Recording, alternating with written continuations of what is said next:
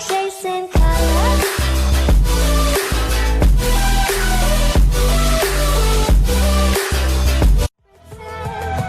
I'll be chasing colors. Hi viewers, मेरे प्यारे प्यारे व्यूवर्स को मेरा एक संदेश कि अगर अभी तक आपने मेरे चैनल को सब्सक्राइब नहीं किया है तो जरूर करें और आइकन बेल को भी हिट करें और इसी तरह अपना प्यार मुझे देते रहें। तो व्यूवर्स, अगर आपकी हड्डियों से कट कट की आवाज आ रही हो तो आपको इसे गंभीरता से लेना होगा, क्योंकि यह हड्डियों से जुड़ी बीमारी का लक्षण है। जोड़ों से आने वाली इस प्रकार की आवाज को मेडिकल साइंस में क्रेप्टिस कहा जाता है।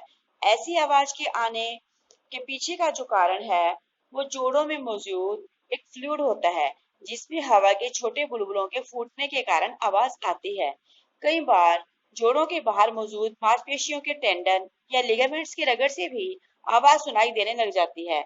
अगर आप भी ऐसे ही किसी समस्या से परेशान हैं तो आज मैं आपको बताऊंगी कि क्या खाने से आप इस समस्या से छुटकारा पा सकते हैं। नंबर 1, गुड़ और चना। भुने चने में कार्बोहाइड्रेट, प्रोटीन, कैल्शियम, आयरन और विटामिन भरपूर मात्रा में पाया जाता है। इसके साथ गुड़ का भी सेवन शरीर के लिए बेहद ही फायदेमंद होता है। दिन में एक बार गुड़ और भुने हुए चने जरूर खाएं, इससे हड्डियों की कमजोरी दूर होती है। मेथी के दाने। रात को आधा चम्मच मेथी के दाने पानी में भिगो दें और सुबह मेथी के दानों को चबा चबा कर खाएं। इसके बाद उसका पानी भी पी लें। नियमित रूप से ऐसा करने से हड्डियों के बीच में जो एयर बबल्स की समस्या होती है वो खत्म हो जाएगी और आवाज भी आना बंद हो जाएगी। दूध पिए।